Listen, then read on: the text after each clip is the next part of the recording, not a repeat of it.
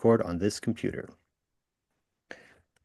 Well, hello, hello. We're back again for another Wet Ink Wednesday, and I'm here with Dominique Dickey, a writer, a game designer, the creative director of Sly Robot Games, and contributor to Garbage and Glory, which is sort of ostensibly what we're going to talk about. But there's so many other things to talk about with you, Dominique. Thank you for being on my show and for talking to me. Thank you for having me. Uh, so I always like to start with like the question, like, how did games start for you? Like you've got games. I was looking at your itch page. I mean, you're a game designer. You've got games, right? But Yeah. what? How did you come into games? Like, was it a late discovery? Was it like, oh no, my older siblings taught me to role play like as a child? Like, how long has it been a thing that you've done? Yeah. I started playing RPGs in college. Okay. But I wish that I had earlier, but I wasn't in a social context to have. That I was in I went to a pretty small school, so I didn't have a lot of options for like social circle. And I didn't have friends who would have been into it. Um, but I wish that I had earlier because as a kid, I really hated like imaginative play and like playing pretend Mm. because of how nebulous it was. And I think Mm. that if it had some kind of narrative structure and rule set, I would have enjoyed it a lot more. So I'm like, I would have been like one of the 8-year-olds who's like a killer GM that you see every so often, but unfortunately that was not me. I found RPGs in college, which is that I started playing D&D with some guys in my freshman dorm. Um, because I was curious and I never played, but also just as a way to like hang out. Um, it was the kind of like open-ended campaign that never really gets to where it's going, and we Mm. kind of trailed off as like midterms got busier. But for the first few months of school, it was just a way to like sit in the dorm basement and eat pizza and make friends. And I will always be very grateful for that. Uh, Yeah, it just in my own college dorm, there was definitely a guy who we were playing Risk, the board game, and he Yeah, did not know how to play Risk, but sat down and played with us anyway because for exactly that same reason. He was like, we were like, "Oh, I know how to do this," and like he had to be like he did not tell us that he didn't know how to play. He's not like teach me how to play Risk. He's like, "Oh yeah, yeah, sure, I know how to play." And so he's like, trying to make watch what other people are doing to figure out how to play the game while we're all playing it. But it was that camaraderie thing because it's like, especially college dorms, you're frequently like not in the city that you're in and right, you're from yeah, somewhere yeah. else and like these people seem cool, they're having fun. There's like five other people at this table. I'll sit down and be the sixth and like make my way through it. Um Exactly. uh, And like I moved across the country for school, and it was a very like not I don't well, I don't think easy is the right word, but it felt like a shortcut to getting to know mm, people, to have an activity to do that yeah. was a cause to spend time together. And then I kind of had the same thing happen again in like early days of the pandemic, that I Mm, played a lot of RPGs online, which I know a lot of people did, but that got me further into gaming, because it was a way to organize spending time with people so that we had like without having those organic interactions of like running into people on campus, we had a hmm. reason to all get on a Zoom call together. And we Yeah, also yeah. had something to talk about on the Zoom call that kept us from just talking about how the world was going to shit. So having like I was in like three campaigns of like various games Yeah. from like 2020 to 2021 that were like overlapping, and I was very busy. But Uh, it was on purpose. I wanted to stay busy and to right, be able to right. connect with people, right? And I think that it's kind of this, it was the same impulse that led me to approach the guys playing in my dorm basement. Yeah.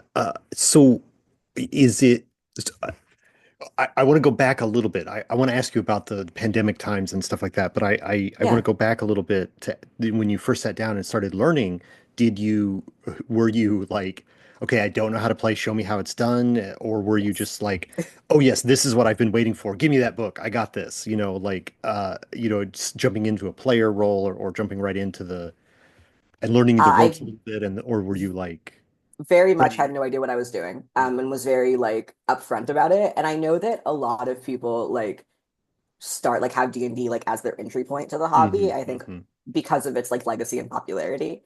Um, And the D&D campaign that I was in, like, was very it needed to be a D&D campaign. I think a lot of people will like default to D&D because they know it and then Hmm. tell a story that is better served maybe by something else. A So I common was in a D&D phenomenon, yes. campaign. Yes, I was in a D&D campaign that did like need to be a D&D campaign, but I don't think that D&D was a really good first game for me. Um, I it was like a level of complexity that I don't think I was ready for at the time. Mm. Um, so I was kind of just holding on for dear life. I really didn't know what I was doing. But I got to roll dice and that was fun. And I got to hang out with people and that was also fun. And there Yeah. was like free food sometimes and that was great. So did that group uh, lead you to other games, or like was it just D&D was happened to be the first one, and but everybody had most people who play games have a stack, even if it is Right. Yeah. even if you're sort of mostly focused on the more crunchy, numbery, slay the monster, collect the gold kind of play. Um, you still have a bunch of those. So like, or or were you like, okay, this has been fun, but I need something else, and you went and out sought in other games? Like what led you to beyond what were some of your first games beyond the D&D then that really kind of felt more like what you wanted? Yeah. So when that campaign kind of trailed off around like the second wave of midterms and but through that friend group and through just like other people that I knew on campus, I'd gotten involved in campus theater and theater people, RPG people, significant overlap. Significant. And by joining co-curricular theater, I met Charlie CJ Linton, my business partner at Sly Robot and one of my best friends. Um, when we met, I thought it was a job interview and he thought it was a friend hangout. I really wanted him to hire me to be a stage manager. I already had the job. He just wanted to hang out. Um, and my sophomore year, he started a Cyberpunk 2020 campaign Mm. that felt like it had the same spirit of it being an organized way to spend time with friends, but it also it kind of leveled up in terms of the social aspects that I enjoyed in the sense that like at that point Charlie was an upperclassman and lived in an actual house and had an actual kitchen, so the free food was even better and we had like nice furniture that was actually comfortable. And also he's a stellar GM and he's a forever Mm. GM. I am at a point in my life where I'm like, I'll GM if I have to, but can CJ do it? Um, but he created this whole like setting that was like future Seattle, Mm. and it was beautiful. And he has since like run other long-term campaigns in that setting. But kind of in the course of that like campaign, I think my first exposure to game design, and probably maybe also his, I don't want to speak for him though, is that he just had hacked the system like to hell and back. And the like by the end of that academic year, we were functionally no longer playing Cyberpunk 2020. We were playing something totally different. And that was when I started to see that like because I knew that D&D the story we're telling was fun, the friends were fun, but the system didn't quite click for me at that time. And this was when I started to see that like there's a broader variety of systems out there, but also if a Mhm. system doesn't quite work for the way your brain works or for the story that you want to tell, you can just make it be different. And that was Uh-huh. like revolutionary for me. Um, and then I That think, is like yeah, unlocking the codes, whatever metaphor you want to use, right? You get the key to yeah. open the behind the what is the Main Street in Disneyland, Oh yeah, the yeah. I know what whatever you mean. Main Street Yeah. USA, right? Like but Yeah. you got the janitor keys, and you could go behind the buildings, and that it is a whole other world back there. Or I can see the code in the Matrix or whatever. When you're like, I could just change the game, you And we know. were just going through the book, and he was like, I don't like this rule. We're just not going to use it. And I was like, you can do that? Like just entire rules of like entire modules. We were just like, Yeah. that doesn't fit with what we're doing. Let's just not do it. And that was insane to me. So that's like that leads me back to where we picked up. You were talking about in the pandemic and playing so many games or multiple games in the pandemic. Um, Yeah. and that's, it's been a while, but it's not that long ago that was happening. So I'm guessing that your credits then, the games you've worked on and the stuff you've done, has been all relatively recent in that respect, right? So then that's the connection point, right? Where you're like, once the you can just change the game is opened up, then like it's that immediately lead to like, oh, I want to make my own games. Is that, one step right after the other, or was there some other process where you were like, oh, now I need to make a game, Yeah, there were a bunch of overlapping factors. I think the I'm gonna see if I can get this chronologically right, which is that T time um is notional, yeah, especially yeah. these last few So years. March 2020 was the back half, like that was the second semester of my third year of undergrad. And at that point, CJ had already graduated and left me, and I was very upset about it. But we were still, in touch all the time. And I took a class on race and passing in American literature, and Mm. we read a novel that had, I don't remember the name of it, and I'm sorry, but it had a lot to do with like how race functions in the justice system. And Mm. that like really stuck with me. And also I was absolutely like destroyed by reading To Kill a Mockingbird when I was in like seventh grade, and that has been like a really formative experience for me. So that led me to design my Also a first. novel about race and the justice Right, system. yeah. So that led me to write my first ever game, which was Trial. And the first draft of that I kind of threw together with no like prep at all, really, because it was, if you did a creative project for the class, you didn't have to take a final. So I Ah. was like, I can write a game in 4 hours. That's less time than I would spend studying. We're good. Um, but actually, You can write a game in 4 hours. You I can. don't think the game was very good, but I did like edit it before I put it out publicly. But the version that I submitted for the class, I don't think functioned very well as a game, but it did Mm. capture a lot of the themes of what we've been learning in the course, which was what the assignment really was. But Yeah. actually, I messed up the chronology, which is that before that, I was an intern at Monty Cook Games um, in 2019. So that same academic year, but a semester prior. I was an academic intern, and that was where I got my first game design experience, really. That I wrote an adventure that was it's a sci-fi heist on a space station called Heist on Miracle 4. You can still find it online on the MCQ web store. And I did that as part of my internship, and I learned a lot. And that was like my first real piece of design work that I did and that I got to Hmm. put out. And then after that, I did like what then became my first solo itch release was Trial, which started as an academic project. And also in that same time, because as I mentioned, CJ had graduated and left me, and I was really sad about it. But because we met through theater, and you may be picking up on this, I love when a social hang is organized around an activity. I love activity bonding with friends. Yeah, yeah, yeah. Yeah, like open-ended hangouts don't really do it for me. We gotta do something.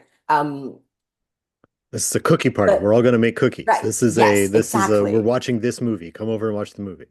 Exactly. Yes. So because so much of our friendship had formed around making art together, and then kind of pivoted from making art together to also playing games together while making art together.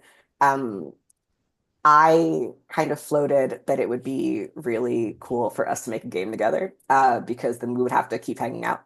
Um, and that is how I guess like summer 2020 into late 2020, we created Tomorrow and Revelation 3, which led us to start a company. And now we're Sly Robot Games, and he's Yeah. stuck with me forever. Um, but it really was just like a gesture towards having a friendship that is based in collaborative storytelling and wanting to keep that practice and keep that mode of engaging in the friendship alive. Yeah. So a lot of what I have done in gaming uh, comes back to like my desire for creative expression, but also just how I connect with people and the people that I want to connect with. Yeah. Uh, uh, so I have one question about trial. Yeah. And I know it's just sort of the first thing that comes to mind. Like not the first thing, but like it is is it, I mean, obviously trial is like a word that is associated with the justice system. But there is sort of like something about it where it's like Serial was so popular and has a vaguely similar plot line, and you're like, we're gonna use some of the same letters so that like you're kind of like prepped to know what this is about as soon as you've seen the title. Maybe I'm way over analyzing it there, but like, is that sort of like part of the context in which produced that game, or is that not at all not at all what It I'm reading too actually much into it? isn't, but I like now I'm thinking about it, but it actually isn't. Where I came from with Trial was just I love like a short evocative title. And Hmm. I wanted to call it exactly what it is so the people who are like picking it up. I Well, it's got that wanted, double meaning yeah. though too, because like trial is obviously the legal proceeding, but it's also like a generic endurance of troubles, you know. Um, Yeah, yeah. I hadn't really I honestly I had not thought about it that like now I am thinking about it. Maybe I'm smarter than I thought I was. But yeah. but I I mean, it's like the trial by Kafka, you know, it's like it's yeah, literally yeah. about a trial, but also that man endures a bunch of stuff. You know, it is a Yeah. trial. It is the trial. Anyway, Yeah. I don't know. But It's it's good, but I don't think I thought that deeply into it. I mostly yeah. was just I wanted it to be very evocative of like the literal experience of playing the Hmm. game, which I do want to do a second edition of and have been kind of planning expanding it down the line. But you know how like projects stack up and then it'll be Sure. when I get to it. Hmm. But I a lot of the mechanics like emulate mock trial in a way that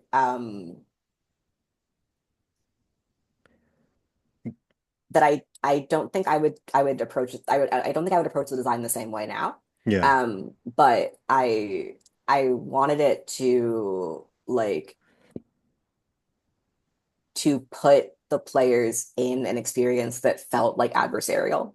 Hmm. Um, and I wanted the title to kind of to kind of like forewarn that. Yeah. That's uh, uh I mean I would there's many much other things to talk about. We don't have to keep so I'll try to this be the last like how many players like do you take on the roles of the is anyone playing, you know, the accused in the trial, or are you all playing like jurors, lawyers, the other ephemera, not ephemera, but the other peripheral people, or does somebody have to portray Yeah. the actual subject Uh, of the trial? no one plays the defendant. And it's a murder trial, so there is Hmm. no plaintiff, I guess would be the word I'm looking for. Well, But the plaintiff is the the state or plaintiff is the whatever. state, yeah. But all of the Unless you do a crossover with Ghost Trial by what's the Bully Pulpit. or I'm even thinking of the interview with the vampire, but Mm, let me not spoil anything.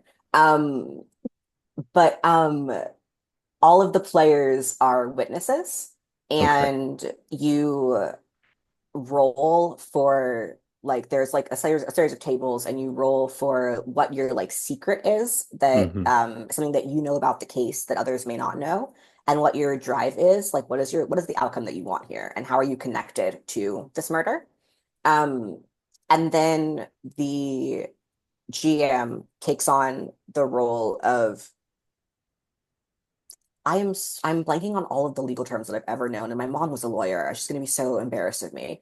But the person that's asking you the questions on the stand, Oh, um, like the what prosecutor or whatever, or the yes, diff. thank you. Yes, the prosecutor, and then um, ask questions, and it's kind of a like improv exercise almost of like you're being asked things that you have to kind of make up answers on the spot. And then the other players as the witnesses they're portraying may contradict what you've said or Yeah. may like yes and that. So it's kind of it's really open-ended what you determine to be like canon within how you're portraying the case Yeah. versus what is like unreliability of the people on the stand. And then players can also like contribute questions that they would like to ask other witnesses. And at the end, everyone decides out of character, looking at the story as you have told it. Mm, What do you think actually happened? So it interesting. requires a bit of a step back into objectivity. And I'm really interested in the tension between player knowledge and character knowledge and Uh-huh. having a character discover something that the player themselves already knows. This is the opposite of that, that you don't really know what your character knows, and you're being asked to determine what the truth is without actually having all the in-world information. Yeah. I, being in the sort of like simulating the jury after the trial has happened, then you Yes. you sort of simulate the jury and you kind of have to make the best logic of, like, yeah, I don't know. So there's so many LARP elements to that design, and the you talked about theater people and RPG people, and LARP is Yeah. right. LARP is another circle that's right on top of Yes. those other two circles. And I don't know if that was intentional or not when you were thinking about it. Is that or influence, right? Does that influence come from Yeah. LARPing I wrote Trial before I had ever done a LARP, but I Mhm. am in But my you, real yeah, life. Now I'm a LARPer, but this was before. because it seems very So LARPy, and yeah, uh, I think to me what I was really angling towards was um theater and like devised theater yeah, yeah. and work that's created by like the people in the room. Something that a art piece that's really formative to me is Mr. Burns, a post-electric play by Anne Washburn. I, And I have, that I've learned, yes, I've heard of this. it's beautiful. It's it's a challenging piece. It's very hit or miss, but Mm, I personally am obsessed with it. Um, And that began as a devised piece about how you remember art after the apocalypse. Um, it starts off as a group of survivors of radioactive fallout gathering around a campfire and trying to tell a familiar story, but not really remembering all the details. And they are trying to settle on like a pop cultural base that they all have in common so that they can kind of talk about something that is familiar and comforting to them. And they end up trying to recount the plot of a Simpsons episode. mhm. And it's the episode Cape Fear, which I don't watch The Simpsons, but I have seen that episode because of the play, and it's really good. It's a, top half of the first 12 seasons. And then the play is in three acts, and as it progresses, the first act is they're around the campfire in the aftermath of this disaster, and that was devised that they're retelling this episode and trying to like refine the story and refine how they remember it and compare their notes on it and really like see if they can get as close to the truth of the episode as they can without having any way to verify. That part was devised. They put a bunch of actors in a room and had them actually try to find a pop culture thing that they all had in common and recount it as if it were the end of the world. And they went through like a bunch of things that it could have been. Like it could have been Friends, it could have been The Office, but they all knew that one Simpsons episode. And then 7 years later, those survivors are now a theater company and they travel around the United States performing old sitcom episodes to provide comfort to people who miss watching reruns. Right. And that I think is also very beautiful. And then the third act is a kind of farther future thing where it's after we've started to rebuild civilization and this story has been retold so many times that it's become ritualized to the extent that it is almost like an article of faith. Hmm. And the third act is a very, very weird, but I think very well executed, like opera of Simpsons episode Cape Fear. But the plot has been warped so much by the context of the world that it's set in that it's like it's playing telephone, right? So that Hmm. Hmm. there are things that have been mentioned in the two previous acts that come up in the narrative that didn't happen in the Simpsons episode originally, but happened in the world that is retelling it. and it's like how you bring your real life to the text. Anyway, very long way to say that I came to LARP through devised theater, love Yeah. devised theater. Um, and I think that is the influence that shows in Trial because I wrote Trial before I had done a LARP, but I Yeah. had worked on the production of Mr. Burns before I wrote Trial. Yeah. Uh, there's another theme in what you were just talking about Mr. Burns that it shows up. So I'm going to ask you about that next, where it's like Yeah. this post-apocalyptic thing. Like it sounds like I was so Plant Girl game is another one of your designs, and it's got a theme of environmental degradation. And then you mentioned tomorrow on Revolution 3, which is sort of uh, are the humans all gone? I'm not really sure because you're playing a robot, right? So like No, make well, Rev 3 is it's far future and you're it's playing humans on a space station where okay. we have fled Earth and it's unclear is whether Earth is still habitable. Right. Um but there's like a series of space stations that this felt less prescient when we wrote it, but there's a series of space stations that are very heavily socially stratified, Mm. um, to the point where like the deck that you're assigned that you live on, determines your entire life, I and mean, you that might have. many human societies have organized themselves that way. I'm thinking about like the difference of being in the on the A deck on the Titanic versus F deck, Oh, like absolutely. And the Titanic it's was a huge influence. But I think just thinking about now, like billionaires in their space bunkers, and mm, then the common people who will be sleeping in little like coffin-sized pods right, and right. only come out to work the aeroponic farms to grow food for the billionaires in their space bunkers, which Uh is basically what happens in the game. But yeah. it is about the starting condition is that you live in an environment that is frankly very shitty and Yeah. you are trying to ameliorate it in some way. This Yeah. is we give you the world and you are now working to change it.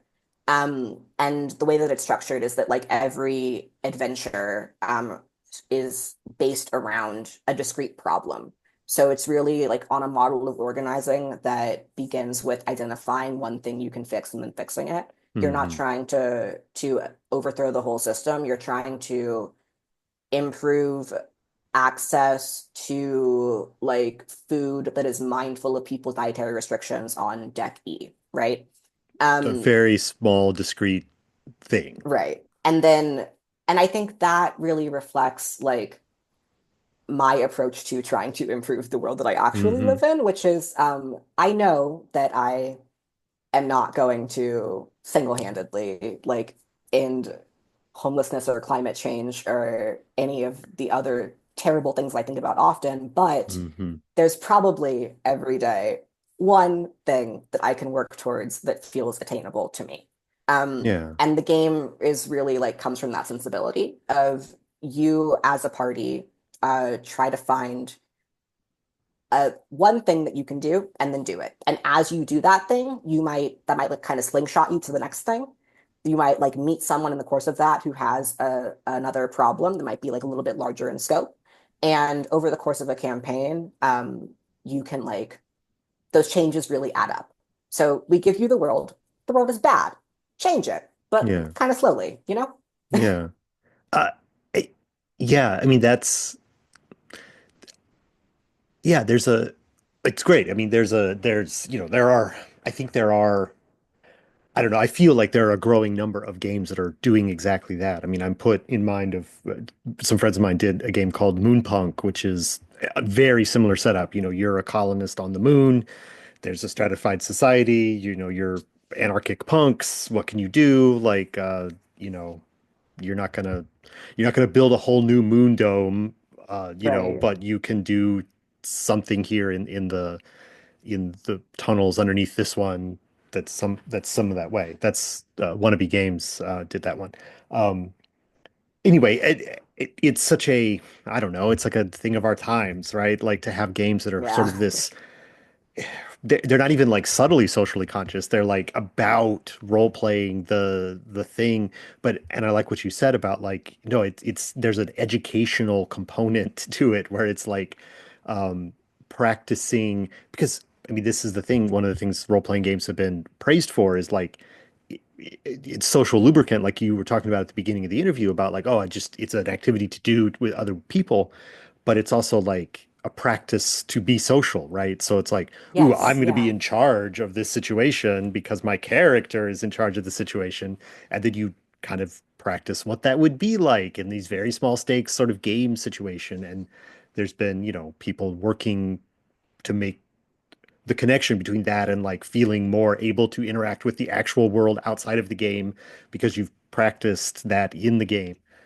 Yeah, And and that, I'm yeah, go ahead. oh, I was gonna say that this is kind of something else that ties into LARPing before I was a LARPer, which is Uh-huh. that Uh-huh.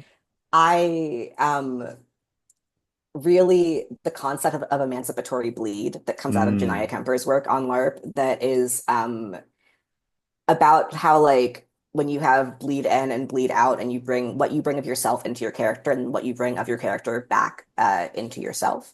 And what does it look like to play a character who has traits that are aspirational to you and then to take those freedoms back with you into the real world out, but this is like after, a 3-day Nordic LARP based on Pride and Prejudice, right?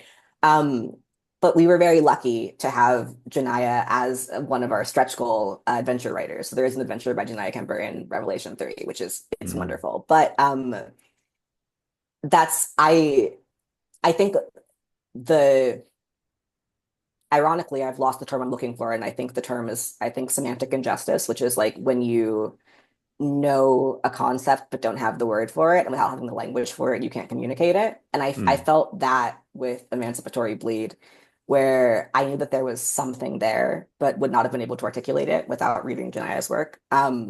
And I think that even before I knew how big the LARP scene is and how deep the like body of theory and analysis behind that scene goes, I had felt that in theater and in mm. RPGs and was looking to cultivate it. Yeah. And I very much I try to create games that make room for players to embody qualities that they then feel motivated to bring with them to their real lives without being didactic.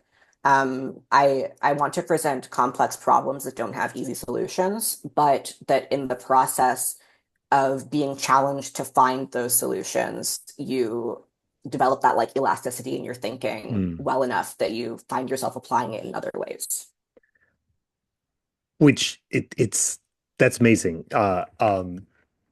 I like everything about what you said. I have nothing to add. You've said an amazing thing there, which makes me feel almost embarrassed to transition the interview to ask you about the stupid games that I've published, which are like No, haunted please, house adventure let's. games and Please. trash panda games. But I think the way to do that is like I've got the packet of the shrinking house here, which you did for home, which is the first thing that you Yeah. worked on for Wet Ink Games, Doug Lewandowski and Yonsu Julian Kim's fantastic game. Um, uh, you know,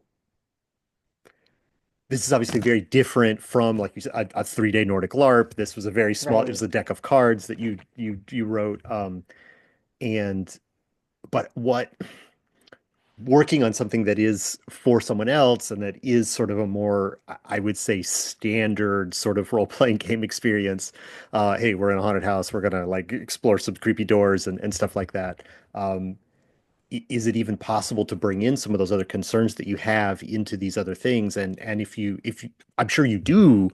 So how do you thinking about those things in the very tight little package of like getting to work on a haunted house game?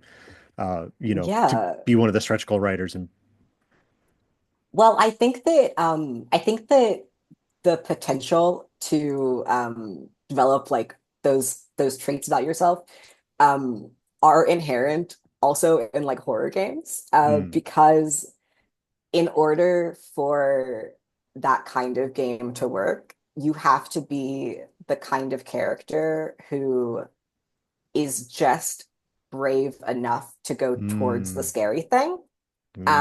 this is Like good analysis. This is good analysis haunted house games only work if the characters go in the haunted in the house. haunted Like house. Yeah. if you were to run a horror game and start with you're outside this house and then the characters are like, I call an Uber and leave, Yeah, then we that's all it's go home, I guess, too right? scary. Too scary. Let's go Right. home. So I think the very real practice that gives you on along the lines of emancipatory bleed is like learning to sit in discomfort and Mm, also learning the difference between the discomfort of telling a story that kind of pushes the line of what feels safe to you versus like being in a situation that is actually unsafe. I think that's also a very important skill to have. I think yeah.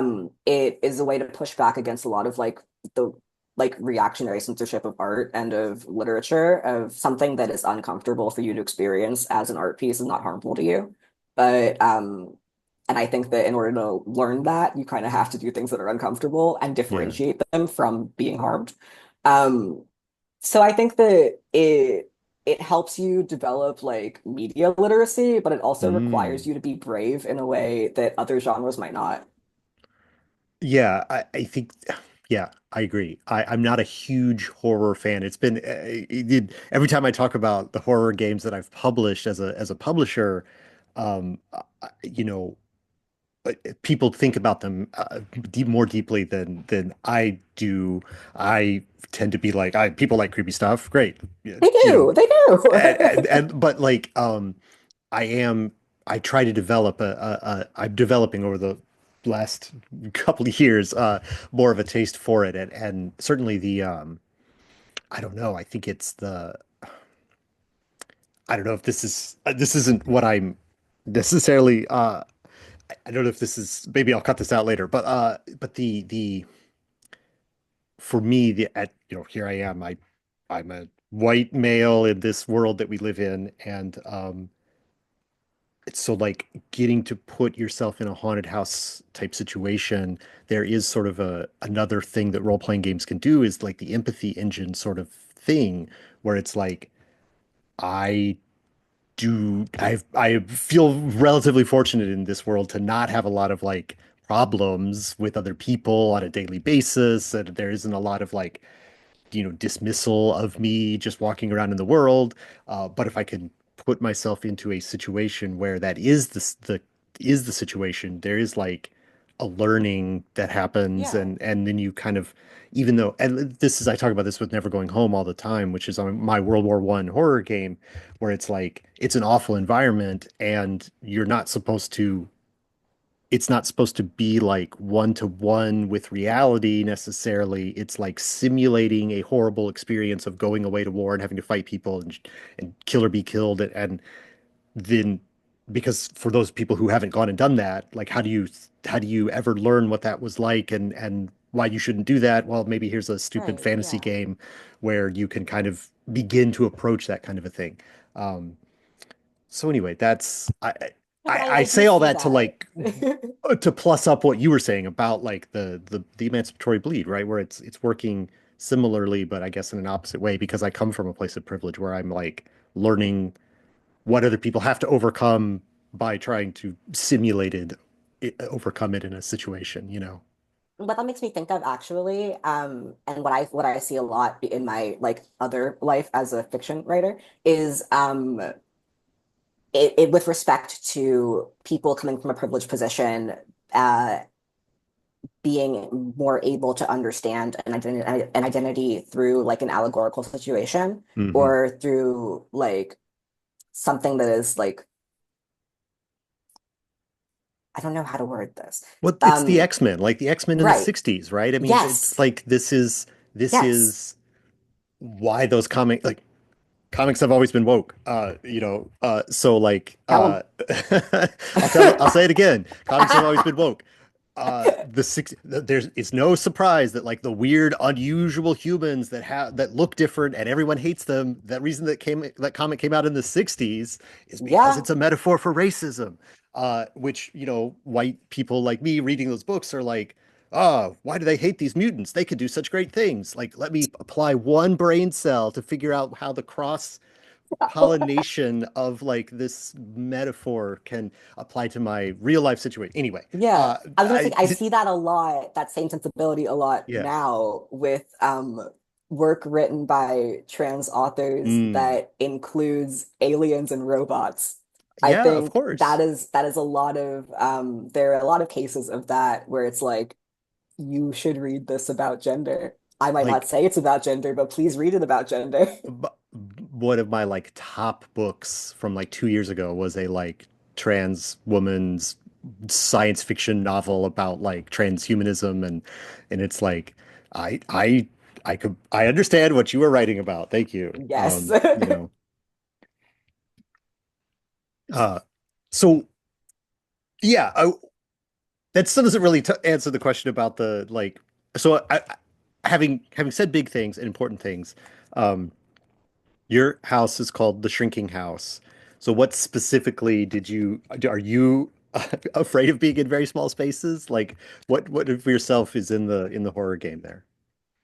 I am not afraid of being in very, that's not true. I am afraid of being in very small spaces. Well, this is one of those things where it's like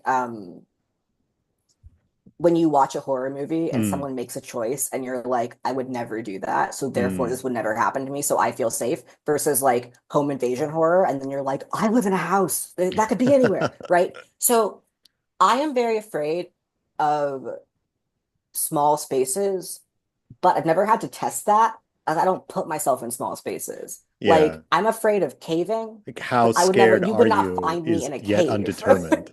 Right. So I think I am afraid of small spaces, but I haven't really Mm, been in very many of them. But what I am afraid of is feel like the kind of defamiliarization of having a space that is familiar to you and then finding that there's something kind of off about it.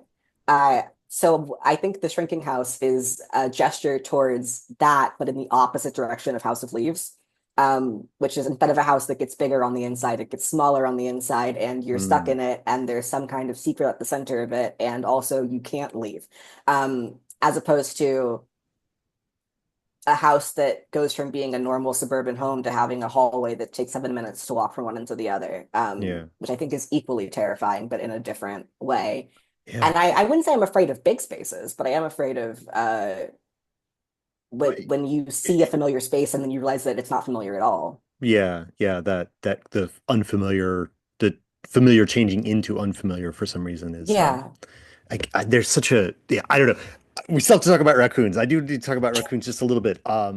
Yeah, yes. Let's talk about raccoons. I there's a neat there's a really fascinating metaphor there about like sort of withdrawing from the world and like oh I'm in a house and then oh that room is gone and then like now these three rooms are all like one room and there's like something at the center of the room. There's some mystery or there's some like you're closing off the world like Yeah. closing off your Or connection with even other people or like, closing off other you know lines of inquiry or whatever and your world literally gets smaller and smaller as you know there's something interesting there for I sure. think also like if you're avoiding something or you've compartmentalized in a way where Mm, there are spaces in your home that you don't necessarily acknowledge, and in your home or in your home, and then hmm having hmm them all kind of coalesce into one space and you actually are confronted with the things that you would rather not face. I think that rooms of a house folding into like one small room is kind of about what happens when like compartmentalization totally falls apart and you are putting things Interesting. in boxes, but then you can't anymore.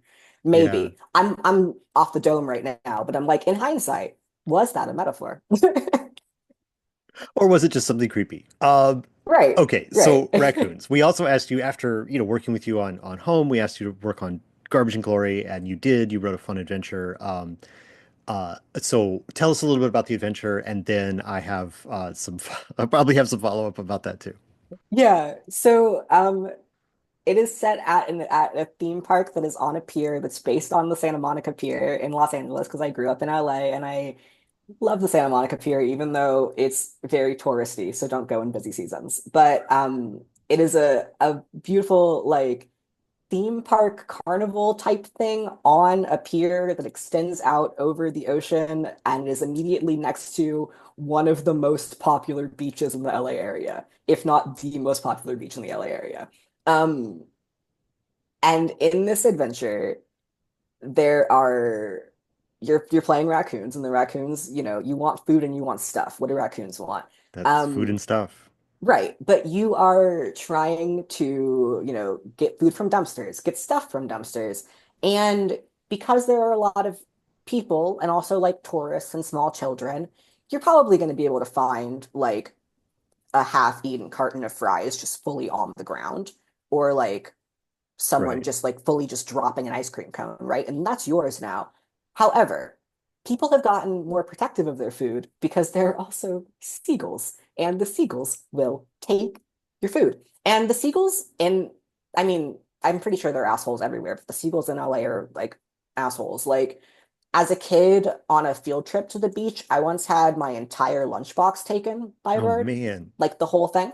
Um, I think there's a sign What that like went what viral that like comes out every so often that is from the Santa Monica Pier that is like it's like once we give you the food, if a seagull takes it, we will not give you another one. mm, That like if you eat here at your own risk because the birds are habituated to humans, they are not afraid and they will get aggressive.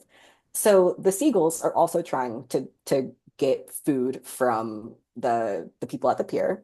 Um, and people have gotten more protective of their food as a result. The dumpsters have gotten harder to get into.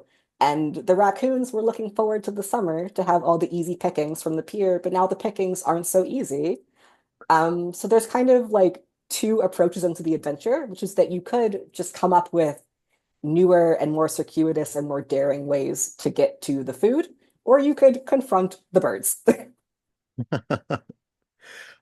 which coming at the end of the interview that we've just had, that seems like there's more import there than maybe it seems, or maybe it isn't. Kind Like, of, yeah. I think that I because I don't really know how to write any other way at this point, I mm, am like inadvertently nudging people towards the Tomorrow in Revelation 3 mode of problem solving, where there is a resource that is scarce and you can fight over it, or you can try to come to an understanding over how to address like distributing it. mm, So the truth at the heart of the adventure is that underneath the pier, the seagull colony are nesting, and they have a lot of eggs to protect and hatchlings, and they need the food. And they are not very smart or don't have the foresight maybe to understand that the way that they've been going about getting the food has jeopardized their food source and also the food source of another species that, lives in the space. So you can find more ways to steal the food, but that is only going to like put off the issue for so long, right? mm. You can fight the seagulls, but then you're fighting seagulls and like seagulls suck. So like don't do that. Or you could try to understand why they need these resources, find a way for them to get these resources without causing all the humans to like hover over their picnics so intensely, and then everyone can eat. Because Yeah, really everyone can eat. The seagulls are just making a ruckus and it's causing issues, right? So yeah. I think at the heart of it, there is a kind of a gesture towards creating social change in the Talking Raccoon universe. Yeah. Which uh, it's subtle. I don't know that I would have picked it up exactly that way without talking to you, which is one of the reasons I like to talk to Right, yeah. the designers of games, because there is I'm thinking of the thing that you said so far at the beginning of the interview about like there are some stories that are the right story to tell with Dungeons and Dragons.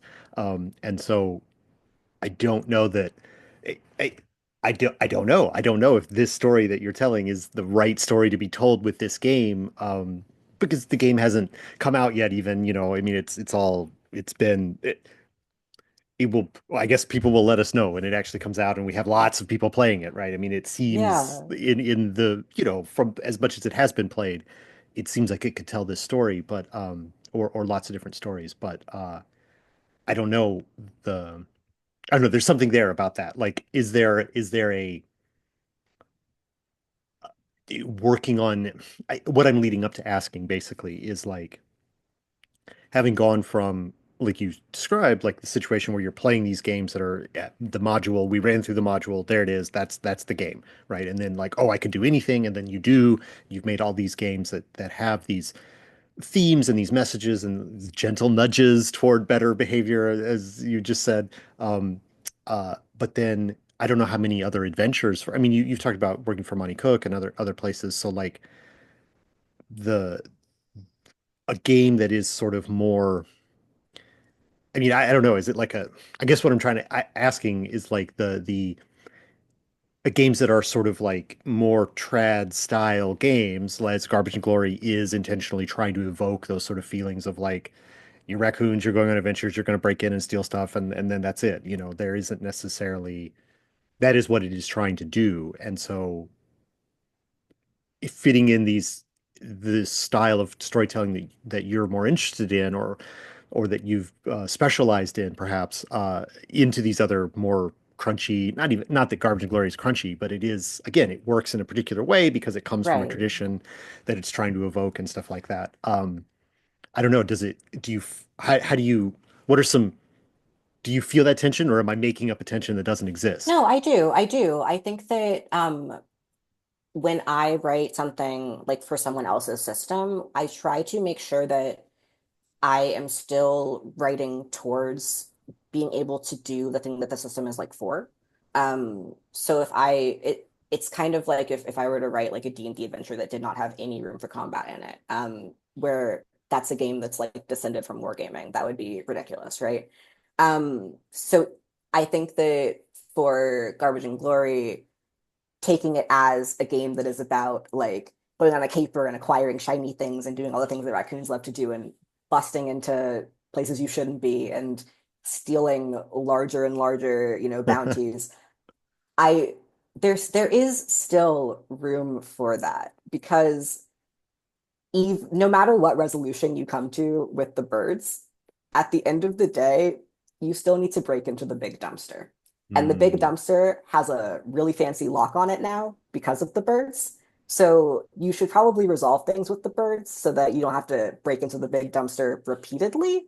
But there is still a final moment there where you're doing your raccoon thing of committing theft and doing crime and finding, a whole uneaten pizza in the big Hmm. dumpster. That's quite the, yeah, it's great. Quite the reward, quite the reward. And I don't know if you know this, but because I don't think I've shared it on the internet, but I sent all of the descriptions of the different adventures that people are writing to the artist, and he Wow, thought yours sounded great. So yours is one of the ones that will be illustrated in the stretch goal collection. So that is so exciting. That's so so exciting.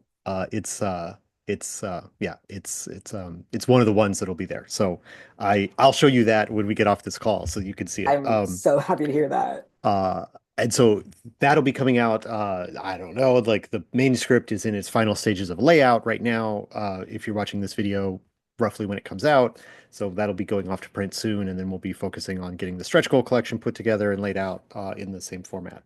So a little bit further away, but that's where that is. Um, we're almost at the end of our hour. We may have actually hit our hour already. I didn't write down the exact time, but you mentioned a couple times your fiction writing, so I want to give you a chance to talk about that and also anything else that you've got coming up. If you've got another, is there going to be a Revolution 4? What's happening on Revolution 4? Like, I don't know, anything that you've got projects you're working on now. What's that you're working on, or what's coming up for you? Yeah.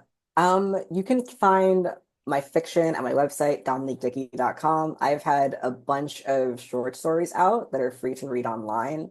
Most of them have to do with gender or family or horror or space in some capacity. So like that's kind of my lane for now. Um, I also have a novella coming out this spring, where the best way to keep up with that is also going to be on my website, newsletter on the homepage. And for people who buy the novella in print, I am actually, I don't think I've announced this yet, doing a limited edition tie-in RPG that will Wow. only be available if you get, it's only going to be available in physical copy and only if you get the book. It is a Descended from the Queen style, like prompt-based game that is set in the world of the novella, which is about an organization, like a paramilitary organization that uses time travel to prevent crime before it happens, and how easily that gets fashy real fast. Uh, Um, yeah.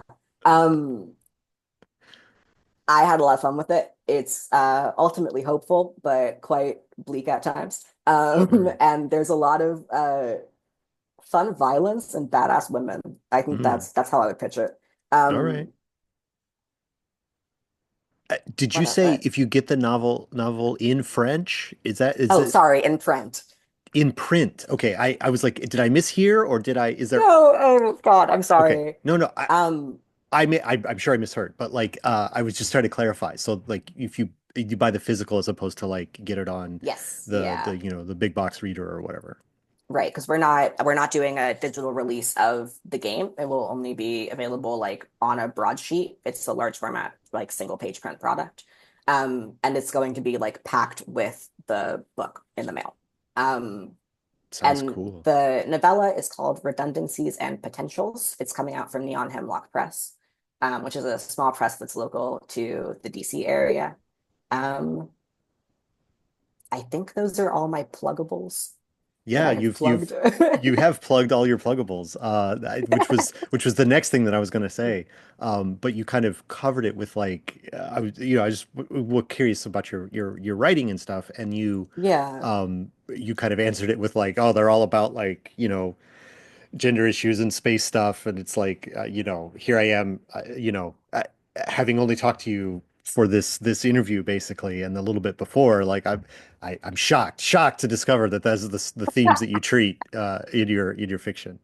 Um, Yeah, I think that I there's a common sensibility to a lot of what I do. mhm, And I try to it always really fascinates me when artists have like periods of their work and how you can mm, only really identify that like in hindsight. Like Picasso's blue period is only his blue period because it ended, you know? Like mm. he would have just been painting blue paintings forever and he would have been like the blue painting guy. So I kind of wonder like what period of my creative output am I in right now and Yeah. how will I construe it once I'm on the other side of it? Like what is the common thread? Space, gender, family, probably. Um but we'll see. Ask me in 20 years. Right, right. Well, we'll have you back in 20 years and you can tell us that, oh yeah, my space gender family era ended in this date, and then I went this other era. Um, Yeah. yeah. So, I mean, I don't know. Do you have I don't know what the I don't know. I was wondering if you have like sort of the question that occurred, and like this probably be the last one, but like is there like a model for that kind of career that you kind of think of like a literary hero or something like that that is sort of like Oh. I would like to be like this person who did this and this and this and then yeah, I don't know. That a question that I occurred. I don't know if you don't have an answer. I don't really feel like I have a blueprint, but the answer the reason for that is because I want to do so many things and I Hmm. do so many things. That like I started out, I've been writing fiction for all of my life, but when I came to game design, I came to game design from a place of curiosity, and that curiosity led uh to an extent that I inadvertently started a small press and now have a game design company. Um, and then with fiction, I think writing fiction is the thing that I would be doing if I didn't have to do anything else. Hmm. Um, like that is kind of the default mode that my brain works in. And in fact, the initial concept for Rev 3, when I pitched it to CJ, he said, that's not a game, that's a story because it has an endpoint. Let's make that like, let's open it up a little bit more Mm, because no one's going to play that. That's yeah, just a story. So I still kind of the default way that I approach art making is from that lens, and then I have to like consciously make room for other people to yeah, be like in the story, right? Or to contribute to its telling, yeah, yeah, yeah. which is in hindsight, I think part of why device theater is so special to me because there really is no way for one person to take over it when you're all in a room together winging it, right? There Sure. is no author. Um, It's a but joint authorship. right, right. So I think that fiction is the thing that I would be doing if I didn't do anything else. But I also have like a theater background and would like to someday circle back around to that. I would like to write nonfiction. But I also like now have a full-time job in game design, but I work in a more editorial capacity. I'm an associate editor at MCG. So when I say that I don't really have a blueprint, it's because I see people doing the things that I admire, but like in different areas. And I don't think I've met who's at the middle of the Venn diagram yet, Mm, but I hope that someone is doing it. I'm sure someone is doing it, and I really would like to contact them. If you are the person at the yeah. center of the Venn diagram, please use the contact form on my website and email me. I'd love to talk to you.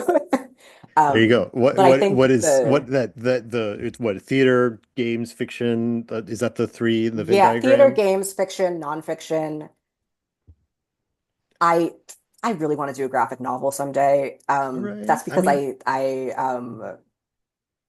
like also like grew up on comic books, love reading comics. comics are great. Love comics. And I want to write for TV. I want to do everything. Like, Yeah. who knows? Who knows? Who knows? Yeah.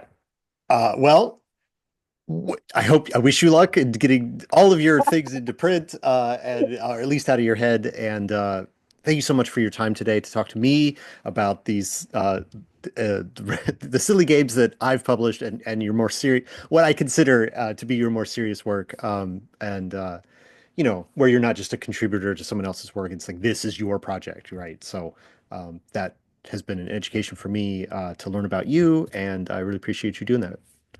Thank you for And having me.